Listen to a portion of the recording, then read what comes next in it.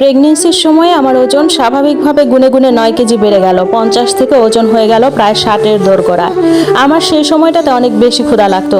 যখন যা মন চাইতো গপাগপ খেয়ে নিতাম। ক্ষুধা লাগলেই আগে পেট ঠান্ডা করতাম। আমার স্বামী আরফাজের স্লিম ফিগার পছন্দ। এজন্য প্রেগনেন্সির সময় আমি মোটা হয়ে যাওয়ার কারণে খুব একটা আমার কাছে আসতো না, আমার থেকে দূরত্ব বজায় রেখে থাকতো। আমি কাছে গিয়ে জড়িয়ে ধরে একটুখানি আহ্লাদ করে দুটো কথা বললেই বলতো, তুমি তো মোটা হয়ে গেছো, তাই তোমাকে এখন আমার আর ভালো লাগে না। আবার প্রায় সময় ডাইনিং এ একসাথে খেতে বসলে বলতো, একটু কম কম খাও, চর্বি ঝুলে পড়ছে তোমার, ভুঁড়ি বেড়ে যাচ্ছে, থুতনির নিচে মাংস জমে যাচ্ছে।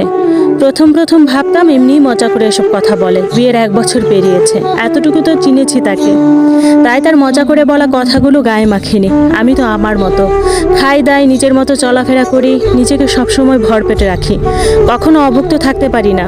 কিন্তু প্রেগনেন্সির 6.5 মাস পেরোনোর পর একদিন গভীরভাবে ভাবতে বসে উপলব্ধি করলাম, আমার স্বামী আজকাল আর আমার কাছে আসে না। আগে যার আমাকে জড়িয়ে না ধরলে ঘুম হতো না, আজকাল সে আমাদের মধ্যে মিছিলের ব্যারিকেড তুলে দেয়। ওপাশে সেই ব্যক্তি, মাঝখানে কোলবালিশ, এপাশে আমি। কেমন যেন একটা অদৃশ্য দেওয়াল গড়ে উঠেছে অজান্তে। আমার স্বামী হয়েছে উক্ত দেওয়াল তৈরির মিস্ত্রি এবং অজান্তেই আমি হয়েছি হাতিয়ার।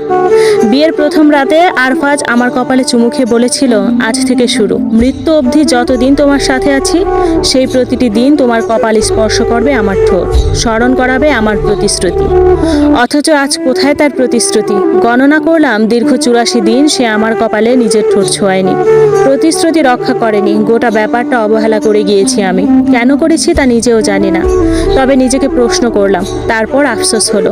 আফসোসটা এমন, পুরুষদের বুঝে ওঠা তো এত সহজ নয় রে নির্মলা। যদি তাই হতো, তবে তোমার মাকে সংসার জীবনের 35 বছর পেরোনোর পর আজও তরকারিতে সামান্য লবণের পরিমাণ কম হওয়ার জন্য তিরস্কৃত হতে হতো না। বাড়ি ছেড়ে বেরিয়ে যাওয়ার কথা তার পুরুষ বলতো না। আমি চুপ হলাম। একথা মস্তিষ্ককে নাড়া দেওয়ার পর, কি দরকার, থাক না। এভাবেই দিন কাটতে লাগলো। তাকে আমি কিছু বলি না এই বিষয়ে। সে নিজেও একবারের জন্য আমাকে এসে শুধায় না আমি কেমন আছি। দায়ে পড়ে কথা বলে হয়তো, কিন্তু সেগুলো মনের কথা নয়। এটুকু বোঝার ক্ষমতা প্রতিটি নারীর আছে, সেই হিসেবে আমিও বুঝে গিয়েছিলাম বহু আগেই। আবার তার আবদার, সন্তানকে গর্ভে সুস্থ রাখতে হবে, পুষ্টিকর খাবার খাওয়াতে হবে। আমি তো তাই করতাম, সন্তানের জন্য পুষ্টিকর খাবার খেতাম। এ কারণে মোটা হয়ে গেলে আমার কি দোষ? কি দোষ আমার? তার সে নিত্যকার এক কথা, এত মোটা হয়ে যাচ্ছ কেন? তোমাকে দেখতে তো ভালো দেখায় না, আগের মতো দেখায় না। তোমাকে এখন আর প্রথম দিনের মতো ভালো লাগে না। আরেকটা বিয়ে করতে হবে দেখছি।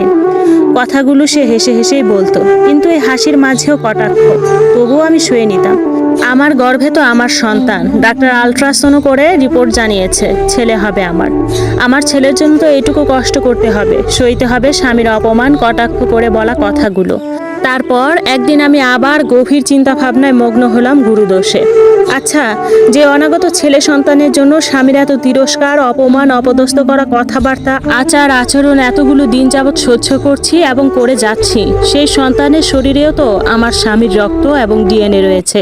এই ছেলে সন্তানও তো একদিন ঠিক এভাবেই পরের মেয়েকে আঘাত করে কথা বলবে, বলতেই পারে, অস্বাভাবিক কিছু তো নয়। রক্ত যে একই বইবে শিরায় শিরায়। আমার বুক চিরে কণ্ঠনালী ভেদ করে বেরিয়ে আসে একরাশ দীর্ঘশ্বাস। অতঃপর স্বাধীন চেতা মুক্ত স্বচ্ছ আকাশের দিকে তাকিয়ে থেকে প্রবল আত্মবিশ্বাসের সাথে বিড়বিড় করি, তোকে আমি মানুষ বানাবো খোকা। রক্ত কোনো বিষয় নয়, যদিও বা হয়, তবে শাসন হবে মূল মন্ত্র। শাসনে তুই শোষণ করতে ভুলবি, বিবেককে গড়বি স্বচ্ছ, মনুষ্যবোধকে রাখবি সদা জাগ্রত, হবি না কোনো অমানুষ, সমাজকে দেখাবি আদর্শ। ভালো লাগলে ভিডিওটি সবাই শেয়ার করবেন। প্রেগনেন্সির সময় এরকমভাবে